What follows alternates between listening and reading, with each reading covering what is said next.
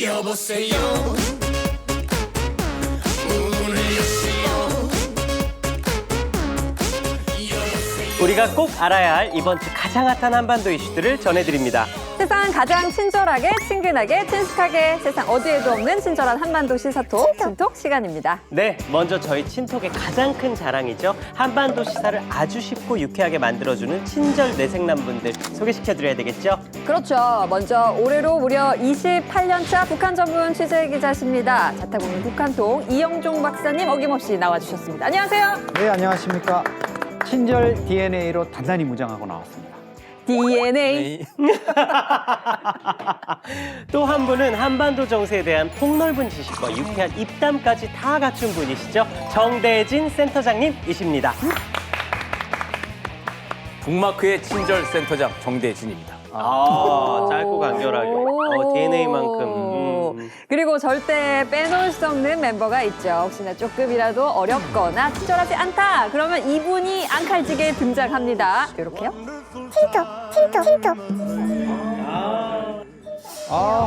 예. 어때 오랜만에 들은 그런 느낌이에요. 근데 뭐 저는 뭐 이미 저 깐부 관계를 이미 맺어놔서. 그러세요? 뭐 없었잖아요. 저희가 네. 모르는 사이에 네, 벌써? 네, 네. 별로 이제 두렵지도 않고. 거의 친톡 백신을 이제 맞으신 거예요. 그렇죠. 친톡 백신. 2차까지 다 하고 부스터도 다 맞췄어요. 걱정 없어요. 네. 그러면 우리 모두 다 친절의 네. DNA 챙기고 유쾌하게 시작하죠. 네, 오늘 친톡 주제 공개는 두 분 중에 누구실까요? 접니다. 네. 아니 근데 이렇게 네. 뜸을 들이시는 이유가 워낙 중요한 오늘 그 주제고 떨리네요. 흥미로운 주제이기 때문에 떨립니다. 제가 이제 2개의 영상을 준비를 해봤는데요.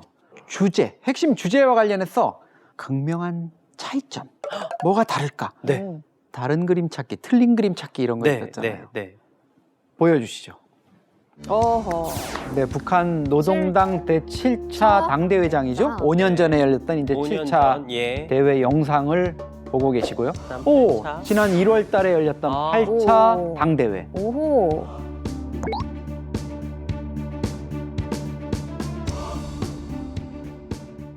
(7차와) (8차의) 당 대회장 현장인데 네. 5년 전과 무엇이 달라졌는가? 네, 맞춰보십시오. 그거를 맞춰볼게요. 미정? 네, 응? 시간이 달라졌다. 장소는 똑같은 것 같은데. 정말 안방마님으로서는 매우 실망스러운. 네. 우리 영주. 네. 인테리어가 달라졌다. 똑같더만. 인테리어 비슷해요. 인테리어 빨갛게 비슷하고. 똑같아요. 아니야. 미정? 네? 일단 김정은 위원장 체중이 달라졌다. 아니요, 저 때는 살짝이. 사실 체중 변화가 별로 없었어요. 그랬어요? 네, 최근에 이제 다이어트를 좀 했다는 그랬구나. 거죠. 네.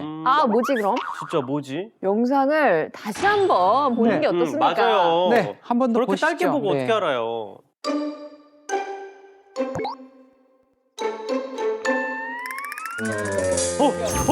저 봤어요. 예. 봤어. 나 봤어. 뭐. 김일성 주석과 김정일 위원장 사진이 크게 네. 7차 때는 있었거든요. 근데 8차 땐 뒤에 없어졌어요. 빙고 맞습니다. 정답입니다. 브라보. 네. 브라보.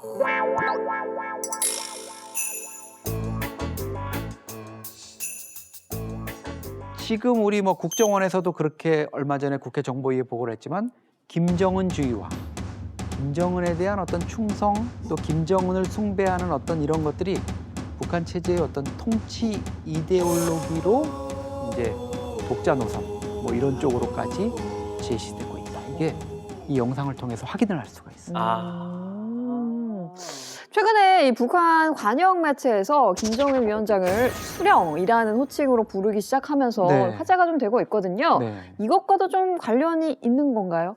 행사에서 개인이 그냥 조금 더 김정은 위원장을 이제 찬양, 우상화하는 차원에서 뭐 수령이라고 이렇게 간헐적으로 부르는 경우가 있었는데 이번에는 김정은 위원장을 관영 매체들이 이제 수령 이렇게 부르기 시작했다. 이게 좀 주목되는 움직임이죠.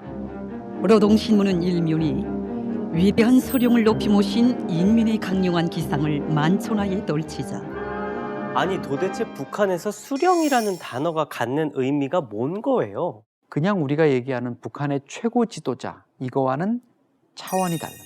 어떻게 보면 좀 영적인 어떤 최고 지도자, 북한 주민들의 리더 이런 의미라고 볼 수가 있어요. 이게 아버지도 그 할아버지인 김일성 수령이라는 칭호 안 쓰고 뭐 주석이라는 칭호도 안 썼어요. 그냥 국방위원장 했고 김정은 위원장도 사실 그 김정일 위원장 간 다음에 국방위원장 총비서 호칭 안 쓰다가 이제서야 총비서 호칭 쓰고 이제 수령 얘기 나오고 김정은주의까지 이렇게 나오고 하는 거는 어려운 상황 속에서 정면 돌파를 하기 위한 내부 결속 그리고 그 중심에 김정은 백두혈통의 적자가 있다라고 하는 권위를 세우고 정면 돌파를 하기 위한 그 하나의 중요한 포석이 지금 만들어지고 있는 것 같습니다.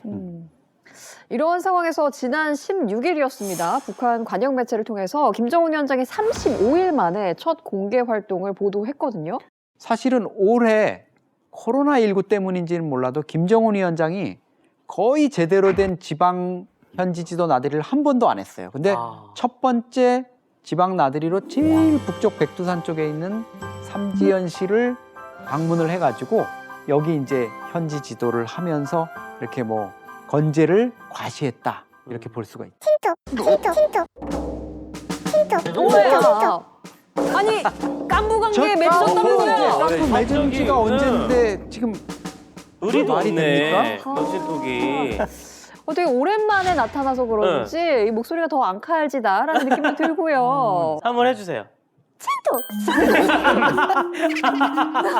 박사님이 뭘 잘못한 거니?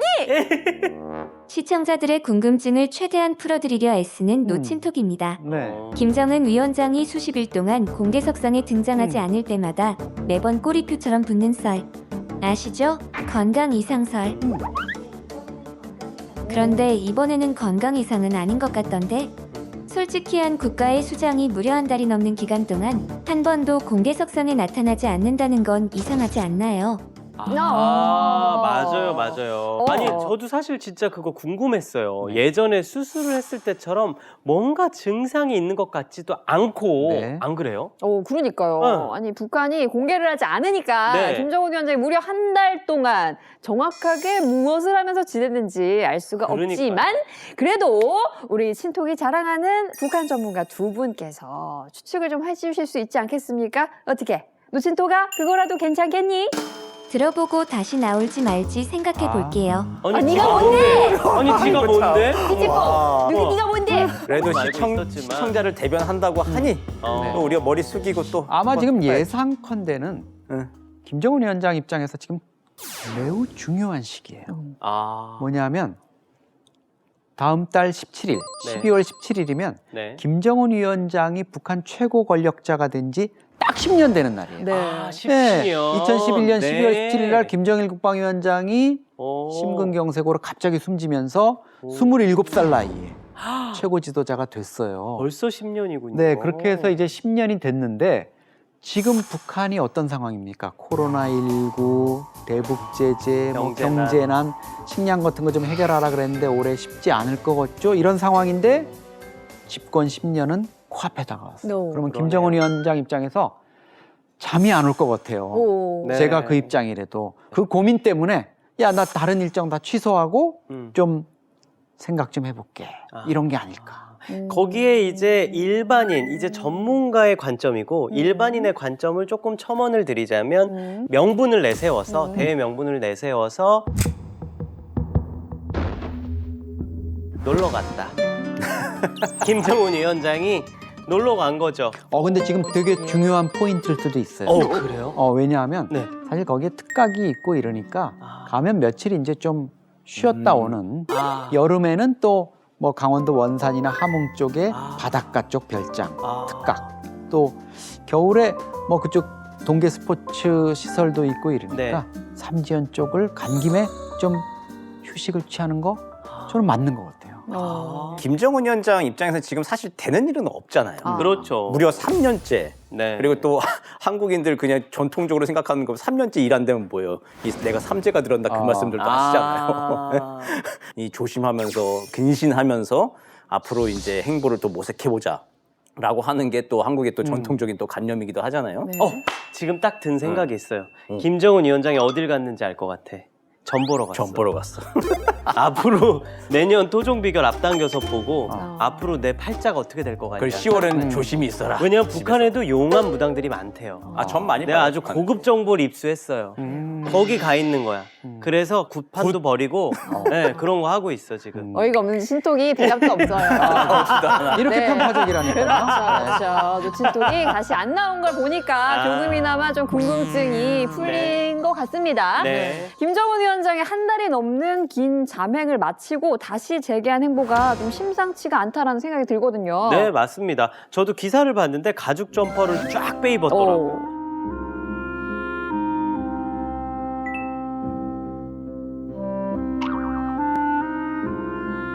가만 보면 김정은 위원장이 공식 석상에서 가죽 점퍼를 즐겨 입는 모습도 최근 1, 2년 사이에 많아진 것 같은데 이것도 혹시 어떤 의도가 있는 걸까요, 박사님? 사실 패션과 관련해서는 이 분야의 이제 전문가들한테 저희도 자문을 많이 받아요. 근데 가죽, 그것도 롱코트를 저렇게 입는다. 이거는 젊은 세대의 취향이고 그다음에 상당히 대담한 자기의 존재감을 과시할 수 있는 이런 김정은 위원장의 어떤 성향을 보여준다 이거고 명품인가요? 그렇지는 않습니다. 제가 보면 이게 김정은 위원장이나 또 뭐 다른 간부들 김여정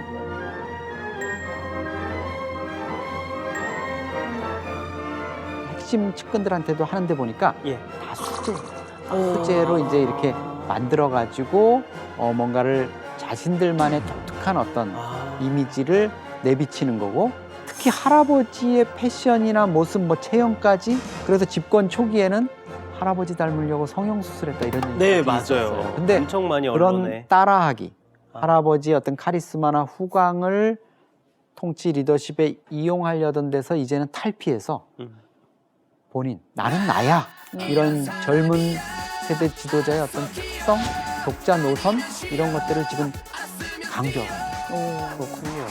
올해 들어 두 번째로 긴 잠행을 마치고 첫 번째로 선택한 공개 활동 장소 삼지연시 건설 현장이었는데 어떤 의미가 좀 있을까요? 삼지연은 북한에 있어서 혁명의 성지죠.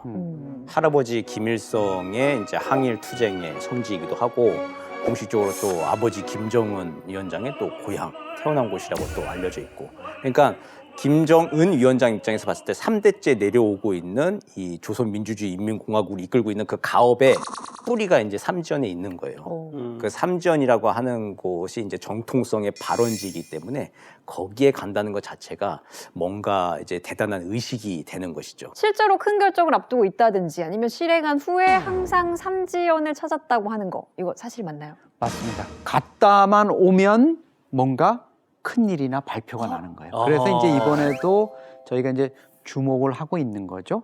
2017년 11월 말까지 북한이 뭐 대륙간 탄도미사일 쏘고 이렇게 도발적인 행동을 하다가 이듬해 1월부터 신년사에서 확 방향이 바뀌었잖아요. 그래서 뭐 남북 정상회담도 세 차례 하고 북미 정상회담도 했는데 그 사이 그 변화되는 사이에 뭐가 있었느냐? 2017년 12월에 김정은 위원장이 백두산을 찾았어요. 그리고 2013년 12월 고모 부인 장성택 국방위 부위원장을 처형했잖아요. 그럼 놀라운 일을 벌이기 직전에 핵심 측근들을 데리고 백두산에 갑니다.